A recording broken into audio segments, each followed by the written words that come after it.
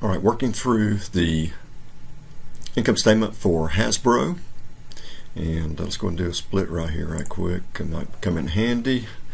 So let's see, Alt W for view, S for split, and okay, so we got additional assumptions. Start off here with the amortization, and that's down here toward the bottom. So let me go down to the other split and hold down the control key and hitting the down arrow.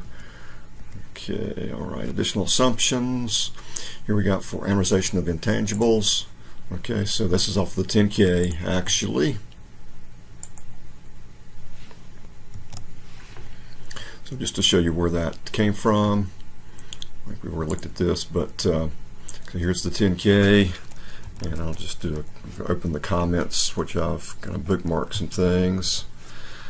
I'm using the comments to bookmark. So here's other intangibles net, and on the next page it shows the amortization for each year for the given level of intangibles that is the other intangibles. So let's go back here and we'll just reference that, leave that relative, and let's see, for the next one it's fixed, so we'll just refer to that and lock that in. Okay, next one's percentage of sales, so I can go up here.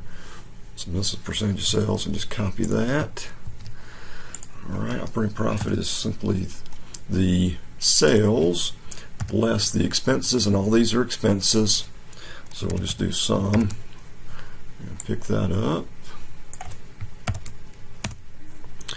Okay, interest expense, percentage of average debt for the year. So you can look at this as an interest rate.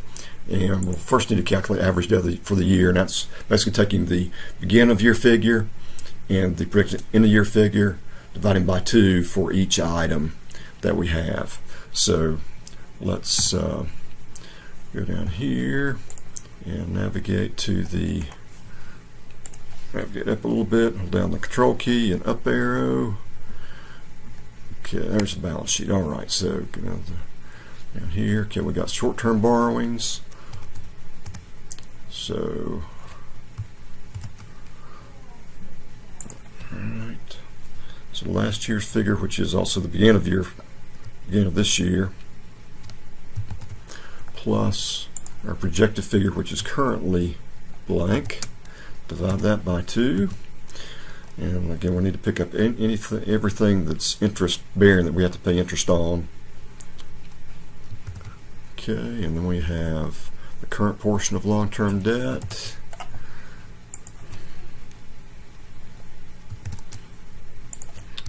We can divide that by 2, and we also have some long-term debt that's down here further.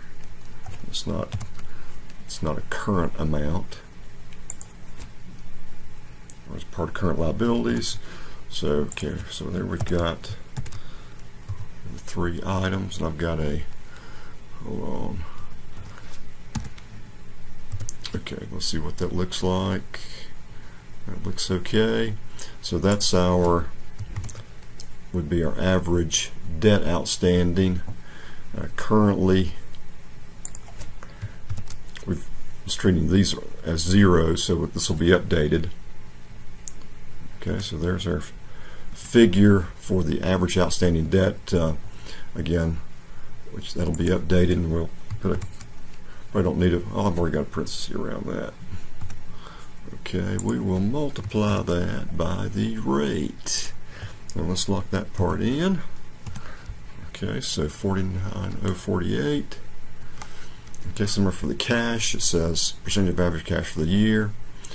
All right, so jump down here, navigate up to, let me put a parenthesis in. Okay, so we got last year's plus this year's divided by 2. And I probably don't need to put a parenthesis around that, but I will.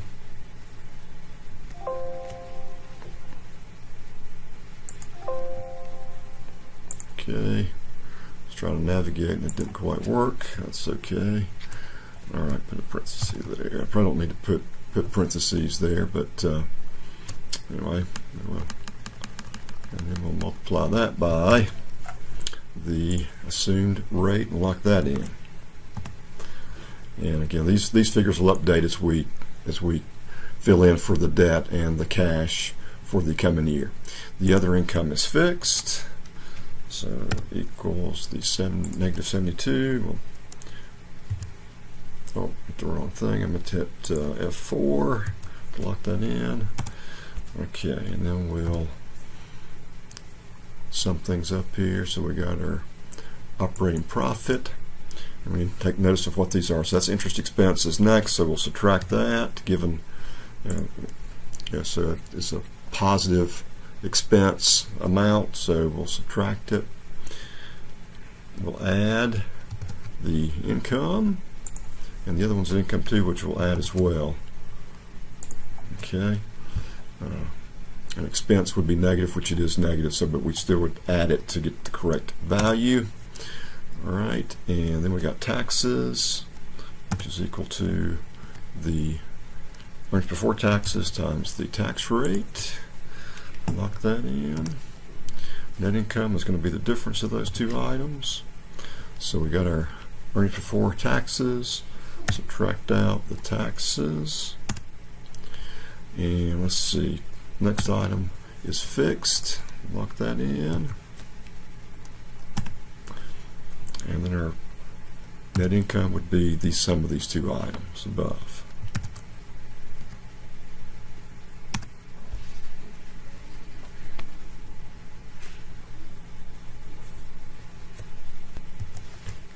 I'll go ahead and copy these over.